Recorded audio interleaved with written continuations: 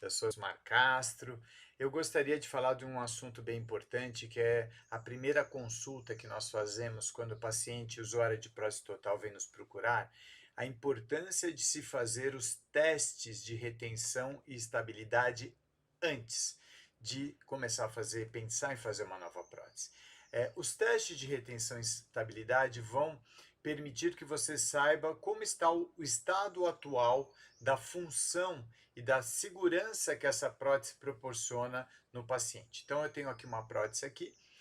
Quando você coloca a prótese no mesmo sentido, nesse sentido na boca, se você tenta tirar ela no sentido oposto, esse é o teste de retenção. Ela tem que ser resistente a essa saída, né, se eu puxar essa prótese.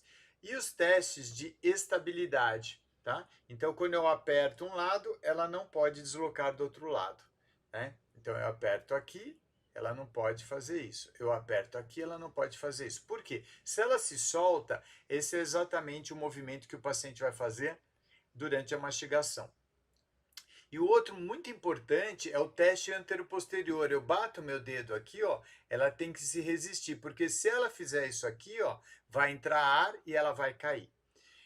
Esse teste anteroposterior aqui, ó, ele é importante para quando o paciente vai fazer o corte do alimento com os dentes anteriores, o cisalhamento.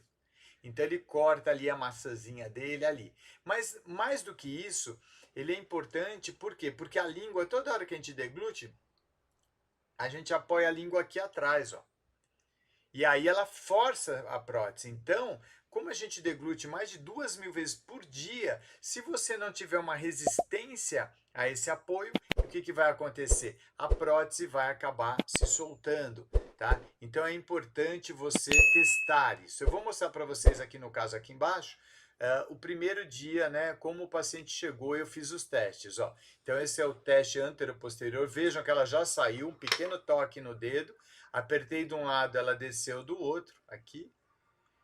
Apertei aqui, ela desceu e vou tentar tirar ela, o de retenção. E ela saiu. Eu puxei, ela saiu. Então, todos os testes estão negativos nesse paciente. Então, o paciente acaba ficando contraindo a sua boca enquanto ele usa, por quê? Para tentar segurar a prótese para ela não cair. Mas durante a função, que é deglutição, falar, comer, cortar, ela acaba se soltando. Então, qual que é a proposta, né, da técnica da clonagem terapêutica?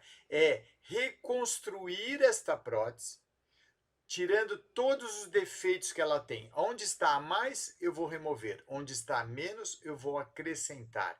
E nessa reconstrução, eu vou ter uma visão realista do que se essa prótese, o problema é na prótese ou é na boca. Por que estão falhando esses testes? É na prótese ou na boca? Por que na boca? Porque muitas vezes o paciente que nos procura é um paciente geralmente de mais idade, toma mais medicamentos e muitos medicamentos provocam a hipossalivação, a diminuição do fluxo salivar. E a saliva ela é responsável pela retenção da prótese total também, pelos fenômenos físicos de adesão, coesão, tensão superficial e pressão atmosférica. Ou seja, se não tiver saliva, às vezes a prótese está boa, mas ela não para. Então, ao invés de você pegar aquela prótese antiga, deixar de lado, que não está com pressão, e começar a fazer uma nova, imagine você fazendo a técnica convencional, moldagem anatômica, moldeira individual, moldagem funcional, e no dia da instalação da prótese ela não para. Aí é uma decepção total. Por quê? Porque o problema era na boca, era por causa da hipossalivação. Então, no momento que você reconstrui, né, faz uma nova reconstrução dessa prótese antiga, corrigindo os defeitos, depois de 40 minutos, 50 minutos que você preparou, fez essa reconstrução, você já testa. Se ela der retenção e estabilidade, é muito tranquilo. Você sabe que o prognóstico do seu caso vai ser muito bom. Então você vai ficar mais tranquilo no seu tratamento. O paciente já vai ter uma segurança de que ele vai ter uma resposta positiva, aumenta muito a credibilidade e o relacionamento dentista-paciente. E mais do que isso, esse protótipo que vocês estão vendo aqui do lado direito, ele é totalmente diferente do lado esquerdo quando o paciente chegou. Então, os tecidos já estão acostumados, já estão adaptados, a musculatura adaptada a essa nova condição. Depois nós vamos clonar, fazer a cópia desta prótese, né, que já foi testada clinicamente, e a partir da cópia, que é o clone, vamos fazer a moldagem funcional, e aí essa prótese vai se adaptar, vai dar menos machucados, o paciente vai se adaptar muito mais rapidamente. Observem aqui que do lado esquerdo, o paciente chegou com a região posterior subestendida e a borda extremamente fina. Então, quando eu falo reconstruir a prótese antiga, não significa reembasar, porque reembasar é apenas uma etapa da reconstrução. Se eu for reembasar aqui, que está com a subestendida no palatino, ela vai continuar subestendida, o material vai escoar e você não vai ganhar área. Então, eu ensino meus alunos do Clonagem Online a reconstruir essa prótese. Então, veja, primeiro nós restabelecemos a parte posterior, depois nós recuperamos toda a borda da prótese, porque na clonagem nós não fazemos aquele selamento periférico com Godiva na borda, porque a borda ela é feita antes em resina, ela é testada na boca do paciente. Então, nessa segunda foto, nós restabelecemos a borda e a área basal posterior. De canino a canino estava sobreestendida, aí eu removi. E aí sim eu fui reembasar essa prótese. Então, eu estou reconstruindo. E mesmo após o reembasamento, uma descontinuidade ali no tuber. Então ela estava indo bem arredondada e teve uma falha. Por quê? Porque mesmo assim ainda estava subestendido. Aí é colocado um pouquinho mais de resina e aí sim leva-se para a boca. E eu tenho aqui do lado direito a prótese totalmente reconstruída. Então com as bordas refeitas, com a área basal posterior refeita e com a parte interna refeita. Essa parte interna, ela não está deformando as áreas flácidas.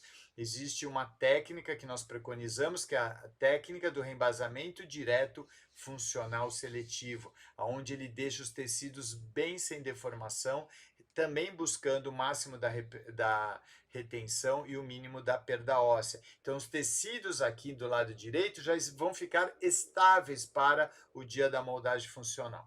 Então, eu vou mostrar para vocês, mas aqui foi feito essa reconstrução da prótese. Demora, depende de cada profissional, de cada caso, mas em torno de 50 minutos, no máximo 1 hora, é possível fazer esse tipo de reconstrução. E nós repetimos, força, direita, esquerda.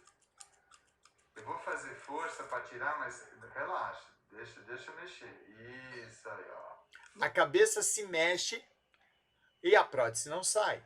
É milagre? Não, é ciência. Então, no momento que você restabelece a área basal posterior que estava faltando, no momento que você restabelece a borda funcional que estava faltando, no momento que você faz um reembasamento onde você não deforma os tecidos, você tem agora, para o paciente usar, um protótipo que a gente chama protótipo 1 para 1, né? É uma cópia muito parecida com o que vai ser a futura prótese. Agora vamos fazer uma outra simulação. Você fez tudo isso e a prótese não para. Aí pode ser um problema de hipossalivação. Aí você tem que parar com o paciente e falar, olha, o seu caso, a sua boca está limitada. Vamos fazer uma tomografia, vamos tentar colocar algum implante, um clipe, alguma coisa para reter melhor ou fazer uma prótese fixa. Então, o paciente, ele tem essa possibilidade de testar e ele vai decidir junto com você. O inverso é verdadeiro. Às vezes o paciente vem fazer um implante porque ele está muito insatisfeito com a sua prótese removível. Você faz a terapia e ele fala, não, Osmar, puxa, eu estou tão confortável como há muito tempo eu não estava. Eu quero fazer a convencional e você faz a convencional. Mas você tem o planejamento antecipado, né, em uma sessão do prognóstico do caso, né? E muitas vezes isso faz com que você muitas vezes não sempre você fica muito confortável em mostrar para o paciente o que você consegue despertar no caso dele. E é interessante que essa prótese, a paciente falou: nossa, nem há anos atrás, há 8 anos atrás, quando instalaram essa prótese, eu tive essa retenção. Mas por que ela não teve?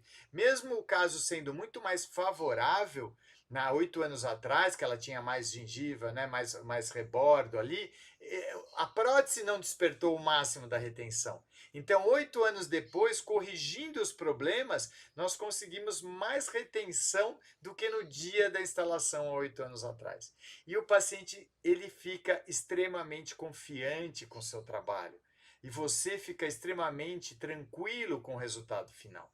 Então, a clonagem, depois que o paciente testou isso, machucou um pouquinho aqui, a gente tira. Deu um pouquinho de náusea aquela extensão, tira 1 milímetro. Não deu mais náusea? Para. Você vai testar o limite, a tolerância máxima do paciente, né, na parte posterior, né? Quando é inferior, você vai testar o limite máximo da lingual posterior. São áreas que, se você testar e usar o máximo, você vai ter o máximo da retenção e da estabilidade que cada caso permite. Essa é a técnica da clonagem terapêutica, ok? Espero que vocês tenham gostado. Um forte abraço, fiquem com Deus e até a próxima, se Deus quiser.